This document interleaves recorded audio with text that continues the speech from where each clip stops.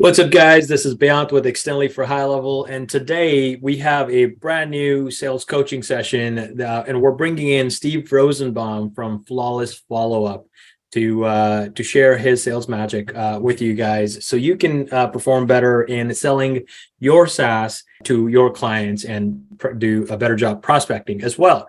Steve has actually been a client of ours for a while, and he's done a great job in sales. He's got about 4 decades of sales coaching experience with him. So I asked him for a favor to come on over to our group and provide a coaching session to all the agencies that we serve. So Steve, thank you very much for taking the opportunity and allowing. Bant, I'm so happy to be here. I'm such a fan of Extendly and the whole community. You've built an amazing business and an amazing community, and I'm honored to be able to share my knowledge. I just want to help folks be prosperous with this and help small businesses as well. Thank you, Steve. I'll go ahead and let you start with your presentation, and let's get going. All right, excellent. Hello, everybody. My name is Steve Rosenbaum. I am the founder of the Flawless Follow-Up System, and like you, I am a go high level SaaSpreneur, and that's why I've been a big fan of the system. As Bant mentions, I've got nearly 4 decades of sales experience, not all coaching, but in the corporate world where I spent many years. I was always a sales executive and always trained and mentored people to be very successful in sales. And once I went out on my own, that's what I've been doing. So I've been doing for the past 12, 13 years is helping folks everywhere be more successful. Now, it so happens that I'm also a marketing automation specialist. I've used all the platforms. And so when I first discovered Go High Level, I knew it was exactly the tool that I was waiting for. And I jumped in with both feet. And that's something to be said, because I've developed on all the platforms before, from the old Infusionsoft days to Entreport and whatnot, and an Active Campaign. But when I discovered High Level, I knew that this was the place to be. So with that, I've prepared a slide for you, and I think that today is probably going to be the first of several sessions that we spend together. And Bant and I discussed what we felt that would benefit everybody the most.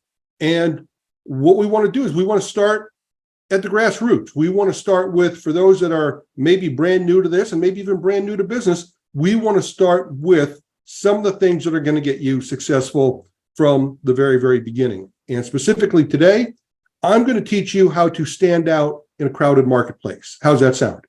So let me pull up my slides, and then I'll share my screen, and we'll get going. 1 second here while I adjust all this. I'm going to pull this over here.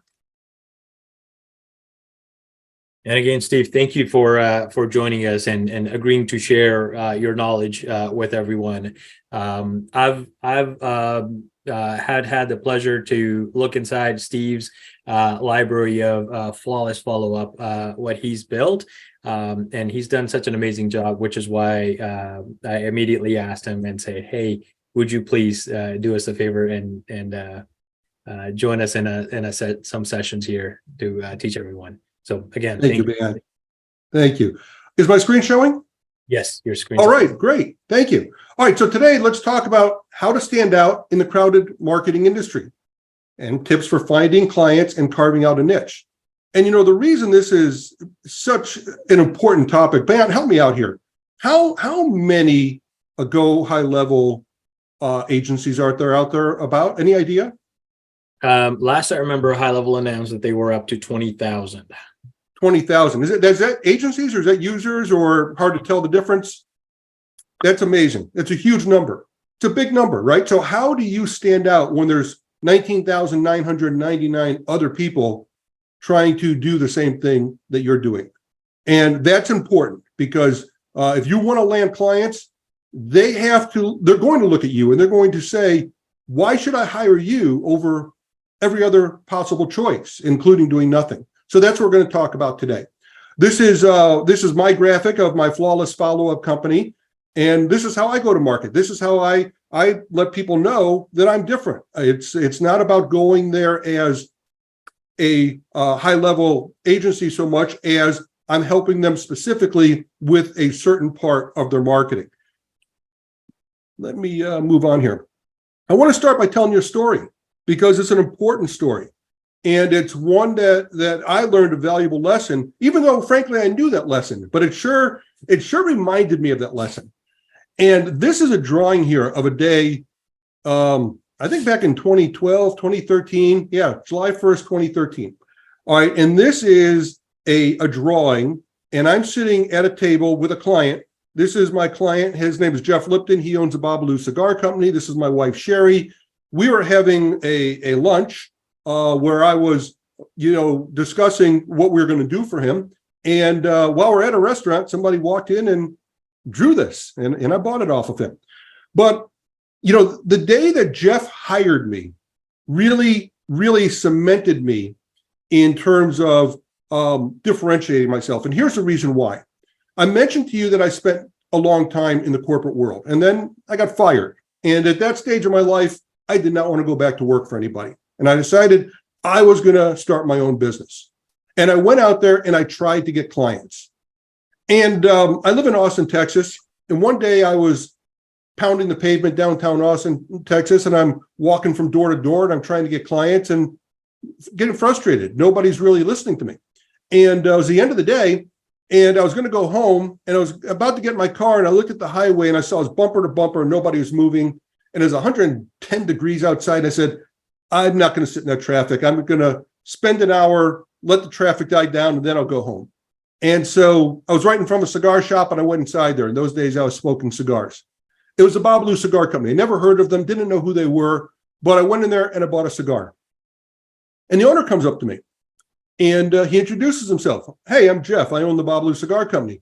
I start smoking the cigar. He starts talking to me, and he starts talking about what makes Babalu different. He says, we are a manufacturer. We make our own cigars here. You can't buy these anywhere else. So we don't sell the same old cigars that everybody else sells. In fact, we roll our own right here. He had a rolling table right there. Nobody was rolling at the moment, but, he was telling me about all this.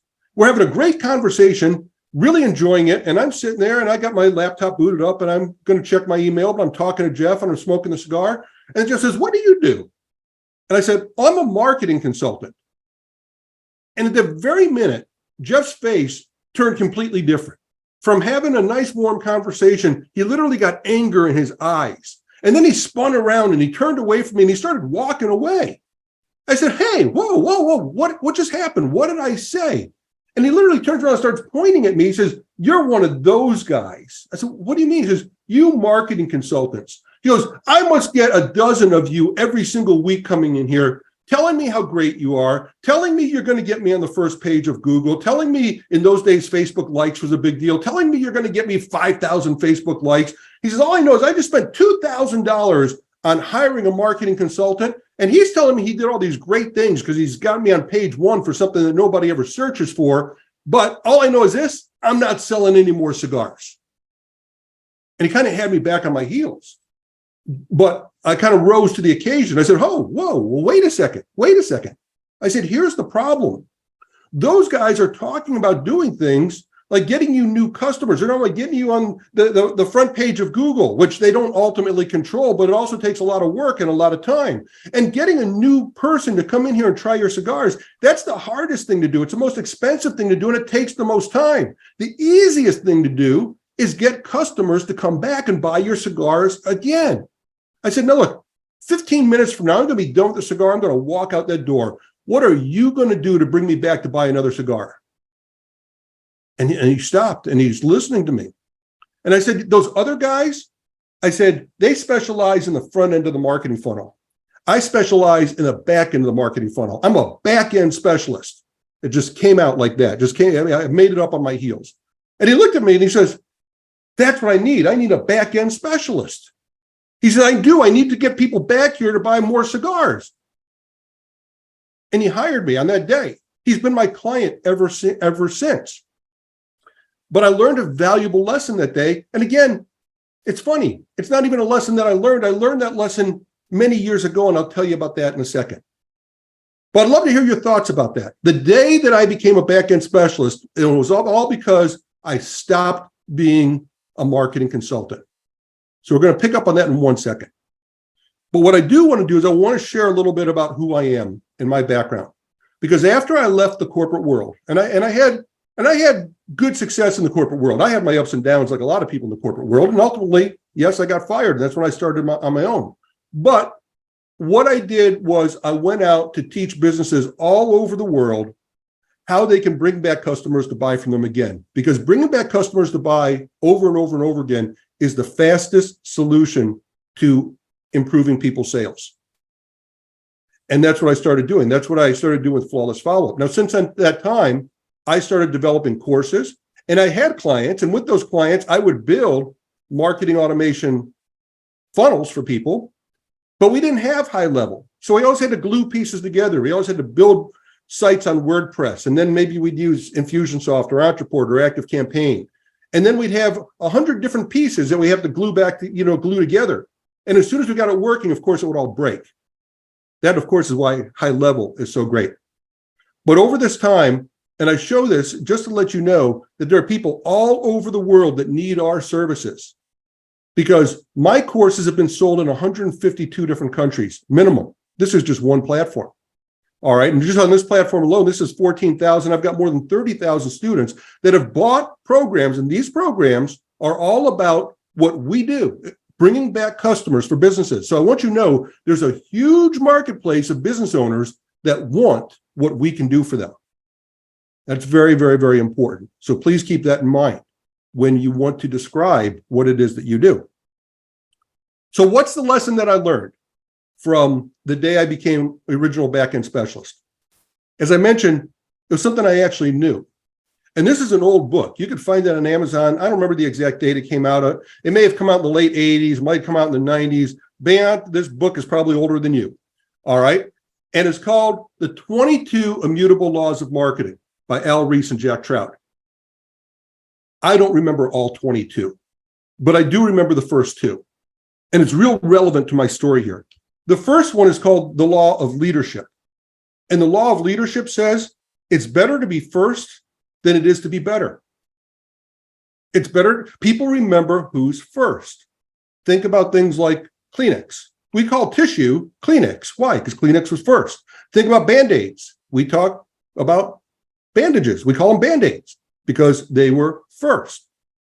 The book has an interesting example. It says, well, let me go. I'll tell you about the interesting example after I tell you about the second immutable law. Okay. So the first thing says it's better to be first than it is to be better. So let me ask you this question.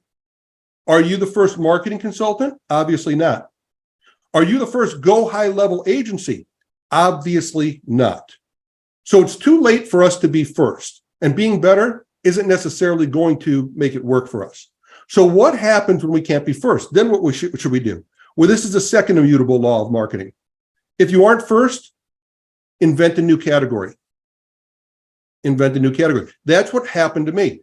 The mistake I made with Jeff is I said, I'm a marketing consultant. And Jeff already had lots of experience with marketing consultants, many of them not pleasant.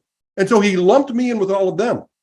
But when I was able to invent a new category, and I got lucky, it came up to me like that. Hey, I'm a back-end specialist. Hey, that's what I need. I've never heard of a back-end specialist, but I need one of those because it's going to bring my customers back. So remember this. If you can't be first at something, then create a new category that you could be first at. It's an important thing for you to remember when you want to differentiate yourself. So the example they give in the book, who was, and I can't believe I'm going to draw a blank here. The first person to fly a transatlantic flight, Band, do you remember who this was? No.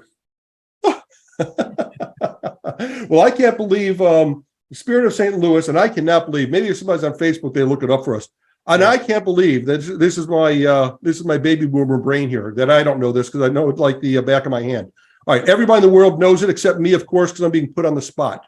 All right. The point I was going to make is nobody at all remembers who was second to fly across the ocean. But then a lady did it. Her name was Amelia Earhart. And because of that, we all know Amelia Earhart. Why? because she wasn't the first person, she wasn't even the second person, but she was the first woman. So she was the first in her category. All right, man, this is going to absolutely drive me nuts, and I can't remember the person to fly across the Atlantic. But I think we all understand the importance of the story. Let's find something that we can be first at, and then people are going to pay attention to you. And we'll talk about another powerful key that gets people listening to you in a second, especially when you're first in that category. All right, let me get a sip of water here. And Ben, you're welcome to chime in with any thoughts, or we'll hold it to the end, whatever you like. The person you're looking for is Charles Lindbergh. Thank you. Lindbergh. Yes. Thank you very much. Oh, my goodness. Yes. Thank you very much. It's going to drive me nuts. All right. So one of the things I get asked most, and I've been teaching people how to get local clients, local businesses as clients for over a decade. I've got many, many courses on it, taught it many times. And this is something that I've been teaching folks for a long, long time. Where do you find your first clients? Now, I see a lot of discussions about what should we do? How do we find these clients? What niche should I pick? And I've got a very surprising answer for you that later in the discussion here, because I know it's on everybody's mind. What's the hottest niche I should go after? Let me show you an easier way. All right. If we have any golfers here, 10 years ago when I first started training this, I used to call it the 7-iron approach. I'm now just going to call it the tap in. Okay. We want to look for the opportunities that are right there. We could literally just go in and just tap it into the cup. Okay. And they're all around us. So the place to start for your first clients is absolutely the low-hanging fruit. Absolutely where you've got the best chance of success. Don't go out there and scrape 1,000 names and start sending cold emails. Don't go out there and spend thousands of dollars on marketing. You're not ready yet. That's not where you start. At some point in time, you probably will. I hope you're at the point that you can do that, but it's not where you're at today if you're just getting started. I want you to start close by. I want you to start with people you know, maybe businesses you already do business with. I do this all the time. If I go to the cleaners, I ask them, what are you doing to get people in here more frequently? If I go to a restaurant at 2:00 in the afternoon and they're slow, last night I went to a restaurant at 7:00 at night and it was dead. I said, why aren't there more people here? What do you think they're going to answer? Can you help me with that? Of course. All right. So start with people you know or businesses where you do business with. And it could be people that are just family friends. All right. Even if they're not in business, ask them for referrals and introductions. Get started close to home. Get started where you're not going to have to do a lot of explaining. You're not going to have to teach people this. Maybe some people are just going to talk to you because they know you, or they know your friends or your folks or your aunt or your uncle, whatever the case might be. It's okay. Start there. All right. Just start with somebody where you can make a difference for them. And the other thing you should do is network like crazy. Now, if you look behind me up on that shelf, a lot of these things that you're seeing here are actually awards that I win from networking. What's networking? I joined groups like BNI, okay, a Business Networking International. I joined the Chamber of Commerce. You might join the Rotary Club. You might join all sorts of associations, but get to know people in your community. Get to know business owners in your community.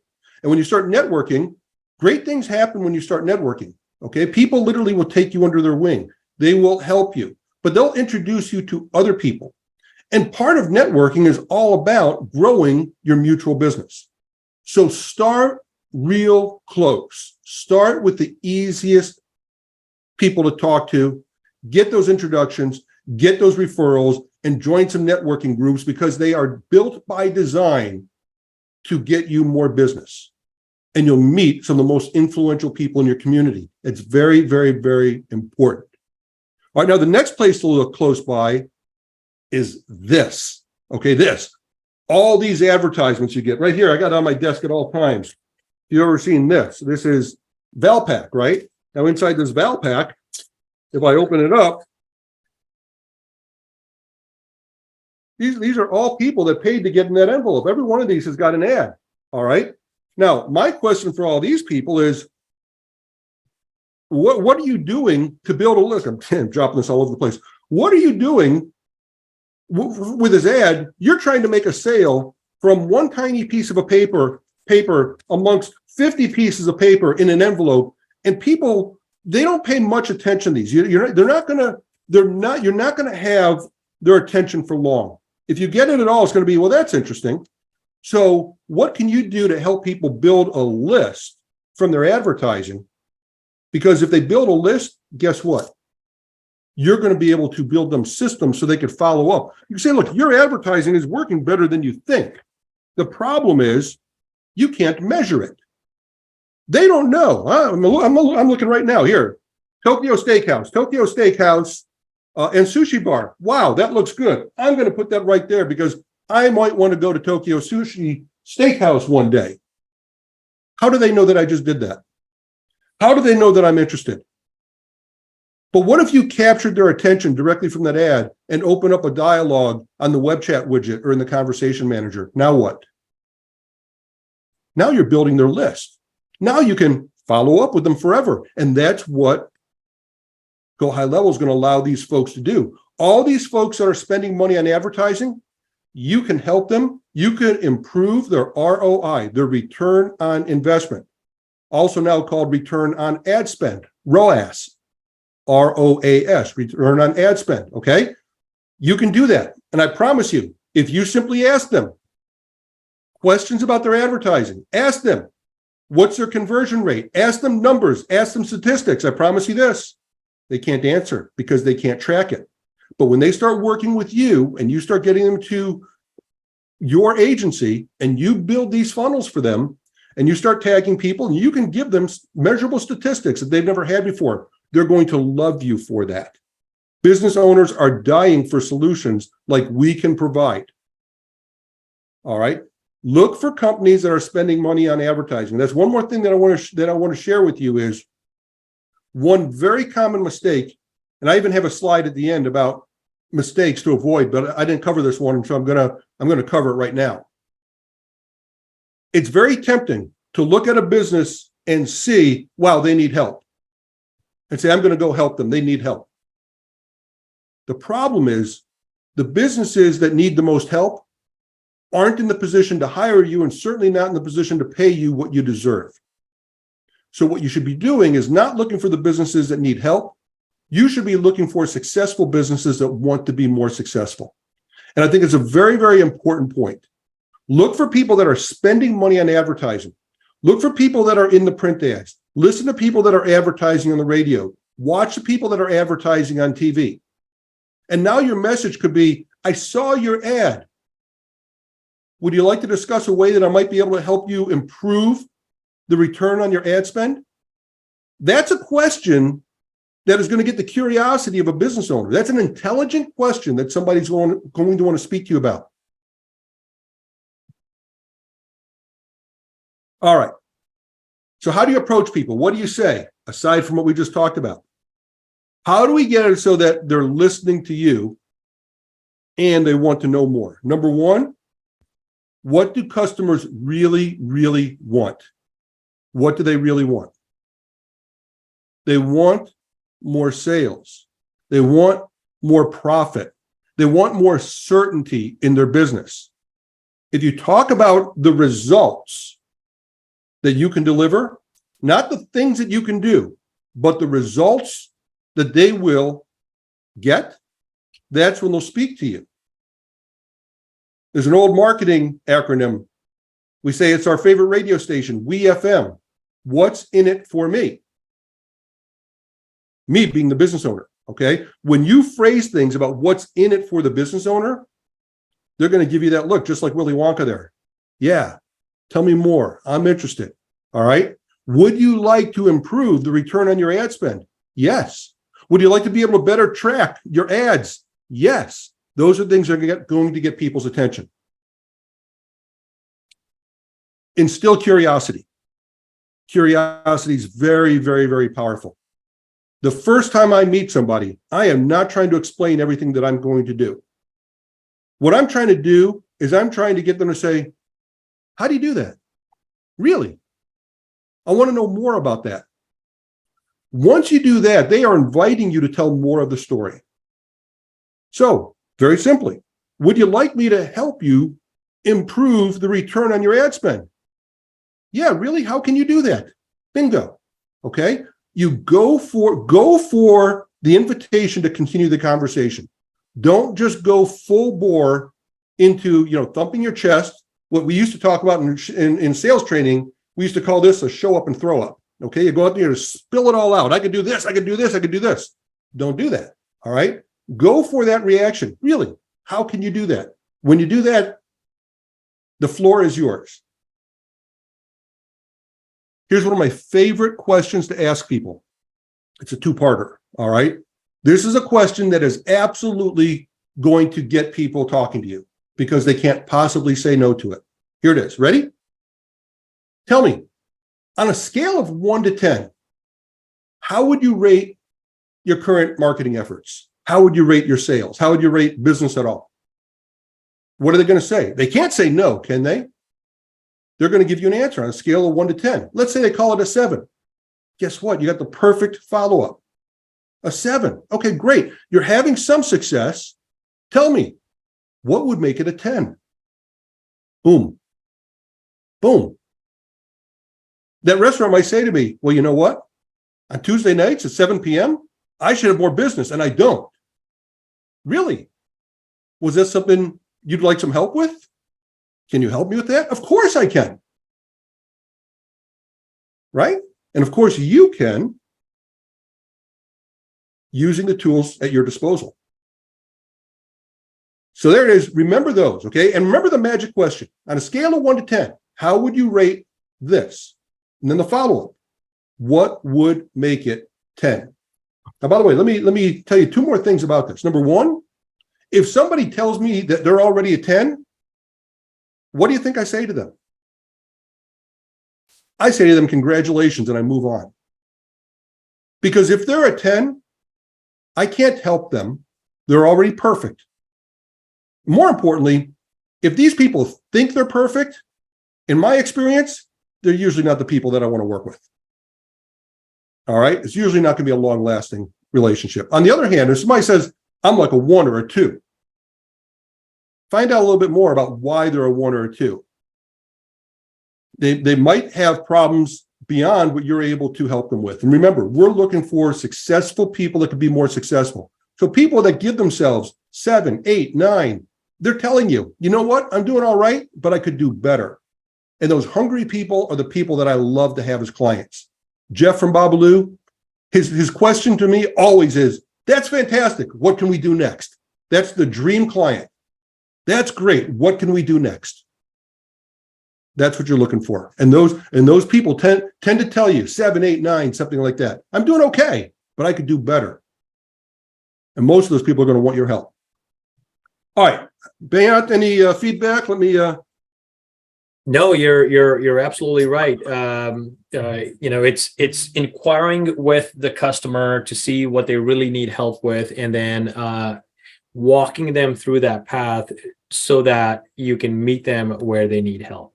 That's when you really start to gauge their interest and help them become curious to the solution that you have, and that's probably when they'll engage you for your business as well, as long as you have a solution that will solve their problem. Yep. And we do have that solution. It's an amazing platform. And especially with the help that Extendly brings, you definitely have that solution. All right. So what do? Let's say you get a client. What are we going to do for them? The first thing is do something that's going to get them fast results. Fast results. Now, 12 years ago, I started doing a program which I call Sales CPR. It's a customer reactivation program. We all know what customer and database reactivation is, right? We know there's a lot of folks in our community that are doing very, very well with it. It is one of the best places for you to start because, by definition, any business that's not, a day old has past customers, or they wouldn't still be in business. And many of them are not communicating with those businesses well enough. Now, we've got the ability to do these customer reactivations, these database reactivations, and that's a great place for you to start. It's a great place for you to start because it gets very fast results.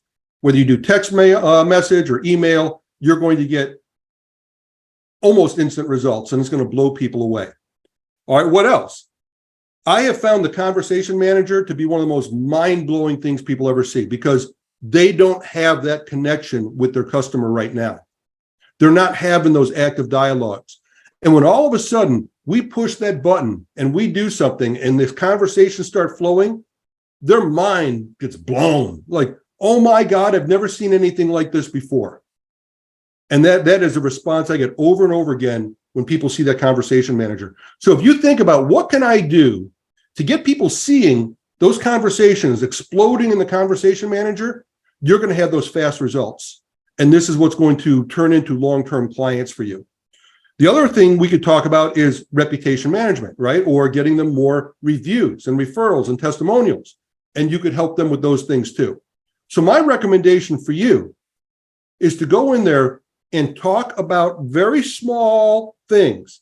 Hey, do you need help getting customers back? Like the restaurant, yeah, you need help getting people back at 7 o'clock. Well, why don't we just send everybody a text message or an email? Guess what's going to happen? They're going to get people in the restaurant, and the conversation manager is going to light up also. And that's going to make you look like a hero, and it's going to happen that fast. All right. These are things that they've never seen before, and you've got them at your disposal. I told you 12 years ago, I created a customer reactivation program called Sales CPR. And this was my first client. He was a jewelry store. And that happened. Now, in those days, by the way, it was hard. It was hard. I was juggling all these different platforms to make this work. And I set them up. On those days, it was called Office Autopilot. Today, it's called Entreport. All right. But in those days, I created for him a customer reactivation on Office Autopilot, Entreport. And so I remember this. I went to his office, and his name was Sheldon, and he and his partner were there. And it was about 9 o'clock in the morning, and I had the campaign all ready. And I said, Sheldon, what I'm going to do is I'm going to send out the first email, and I'm going to sit here, and I brought in some donuts. We're going to have some coffee. We're going to have some donuts, and your email is going to start lighting up in just a few minutes from now. And he was pretty doubtful. He said, sure. I pushed the send button. Boom. A few minutes later, ding. Here's a lady saying, hey, my anniversary is coming up. I want you to call my husband and tell him that I want some sort of this bracelet. And Sheldon's like, holy cow. Ding, here comes another one. Ding, here comes another one. I was there still having the coffee and donuts with him, and his email inbox is lighting up with people that are responding to this. So what did I do? Okay, this is how you leverage your success. In those days, I don't even think we didn't have a smartphone, an iPhone. I'm not even sure I had a good camera on my phone. I think I had one of these flip cameras or something that I carried with me. But I said, Sheldon, I mean, you could tell, look how fuzzy this is, right? The resolution's terrible. I said, Sheldon, will you give me a testimonial? I got the testimonial right then. Sheldon's giving me this testimonial on video at the exact moment that his mind's blown from the success. That is the time to strike. That is the time right then and there. Take out your phone, get that testimonial right now. This is leveraging your success. The next thing I said, Sheldon, can you give me 3 to 5 referrals? You know, you must know other jewelers. And I'll promise you this, Sheldon, I won't go to your direct competition. You know, I'll stay, 30, 40 miles away from you, but you must know other jewelers. He says, sure, I know other jewelers. I go to conventions all the time. I know somebody in St. Louis. I know somebody over here. I know somebody over there. And I got a bunch of jewelry referrals from Sheldon because Sheldon reached out to them and said, my God, you got to see what this guy can do for you. Okay. I didn't have to go to those jewelers and say, hey, hire me. I'm great. Sheldon said, you need to talk to this guy. He's great. And when Sheldon tells them I'm great, it's a whole lot more powerful than when I tell them I'm great, right? Because that's just bragging. But you know the power of third-party credibility. And then get a commitment. What do I mean by get a commitment? Well, you've had success, all right? Now we're going to unlock what I call the prosperity cycle. And this is where your clients turn into long-term clients. And especially with what I told you about the conversations manager, right? And I didn't even have that with Sheldon. But here's the thing. Sheldon had a problem. He needed more sales. He needed customers to come back. I provided him with a solution. But you know what? The solution I provided him with, it created another problem for him. Because what happened? I got a bunch of people responding to Sheldon saying, hey, yeah, I'm interested. Now Sheldon had more people he had to take care of. And now Sheldon says, hey, how are you going to help me keep putting messages in front of these people, keep them engaged, keep them happy, keep my brand name top of mind? Guess what? I built funnels and workflows for them. We call them something different in those days. I think they call them sequences on Office Autopilot. But you see, when this is how you grow. And this is an endless prosperity cycle. With every problem that you solve, you unlock another problem that needs to be solved for them. This is called growth. This is how growth happens. And this is how people turn into long-term clients. This is why, as I said, Jeff, Bob Blue Cigar Company, keeps saying to me, that's fantastic. Now what can we do? We solved that problem. Now I got to do something else to take care of all these new people. Yes, you do. I can help you with that. It's a prosperity cycle. Remember that. It's going to keep you employed by your clients, keep your clients with you a long, long, long, long time. So I know a lot of folks, we talked about this earlier, they're trying to guess, what niche should I go into? And I see this posted in the Facebook group. Hey, what's the hottest niche? Folks, you shouldn't start in the hottest niche. Because it might be the hottest niche, it's also attracting the most competition. But if you do things exactly the way I just showed you, let's go back and revisit, okay? You start with those opportunities that are just tap-ins. You start with those closest opportunities. You get fast success, and then you leverage that success, and you ask for referrals. Well, guess what? All of a sudden, I started specializing in the jewelry niche. I don't know a thing about jewelry. But I took that success and leveraged it, and you know what? I didn't have to find the niche found me. So stop sweating it out about what's the best niche for me to get in. If you start with getting these successes, you're going to find that the niche finds you. All right, so let's wind up today's session talking about a few things you want to avoid. All right, where you're going to get yourself in trouble. Number one, if you make the discussion about the software, you're going to get yourself in trouble for many reasons. Number one, most business owners don't understand the software. What you and I think is cool, all right, maybe we've got the technical aptitude for this, and we think, man, this is cool, what this can do. Business owners, they don't have that same aptitude. And it confuses them and it frustrates them. So while we get all excited about talking about all the things the software can do, and by the way, I have made this mistake. I'm speaking to you from experience, okay? I made this mistake myself last year. I started talking too much about the big picture, talking too much about all the things the software can do.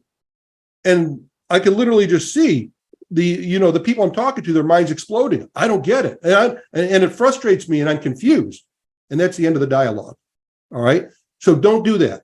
Don't talk about software. They don't care about software. By the way, they don't even care about marketing. I've learned business owners hate marketing. Just like people hate going to the dentist and people, hate dealing with lawyers and accountants. And I'm sorry if there's lawyers and accountants listening to this. Okay. But people feel that way about marketing. Business owners they don't get marketing. They don't like the term marketing. They've been burned by marketing. Stay away from that term. Talk about the results. Keep it small. Keep it focused. Talk about those things we talked about. Customer retention, bringing customers back, customer reactivation, right? Get that conversation manager started. Reputation. Talk about these small things that you can go in and make a big impact. Then they're going to say, what else can you do for me? And that's how you're going to grow it. All right. So don't make it too big. Don't make it about the software. Don't make it about price. Don't try to be the cheapest person out there. That's a race to the bottom that you're not going to win, and it's not sustainable. And most importantly, don't overpromise. And the biggest way to keep from overpromising is to keep your conversation small. If we go out there talking about all these things we can do, we're going to overpromise. We're probably going to underdeliver, and we're going to have short client relationships. Next time, we're going to talk about turning new clients into raving fans, best practices for onboarding and delivering big wins. Bant, that's all I have for you today. Fantastic, Steve. Thank you very much for sharing all your knowledge. That was great. It was a good story from experience as well, sharing with everyone and helping them learn through that. And you're absolutely right. You know, as soon as you start to share that there's so much the software can do, people tend to become very, very overwhelmed. And as a business owner who is just wanting the marketing to work and has plenty of other things to handle on a day-to-day of the business, they don't have the patience needed to put up with the platform to learn everything that it needs to be done. So starting, with a very clear picture in mind, and just one or two aspects of the platform is exactly what's needed. In your case, you talked about bringing customers back is an extremely important. Most businesses already have a list of some sort. They don't have any sort of communication lines with their existing customers, right? And they don't know how many of those existing customers are actually coming back or not and doing business with them again. Well, it's the easiest to invite your existing customers back. So that's extremely important. I'm glad you touched up on that and made a point there. Thank you. Thank you. Mm-hmm. Most of all, we can deliver fast results. All of us, with the platform that we have, with the workflows from Extendly, we can deliver very, very fast results like a customer reactivation. Think about a typical conversation that I'm going to pick on a general marketing agency. I know a lot of people that run marketing agencies, and they want to go in and they want to start talking about the brand and the image and the message and all that stuff. Well, all that stuff, you know what happens? They start asking for a lot of money up front, and it takes a lot of time for all that stuff to get built out and put into place. And it's going to be a long time and a lot of money before the business owner actually sees any results from that. And of course, there's no guarantee they will see results from that. Now, compare that to us going in there and saying, can we help you bring back customers that you already know, and they already know, like, and trust you? You know that because they're customers. That means they already took the wallet out of their pants, handed you money, and voted and said, yeah, we like you. Invite them back.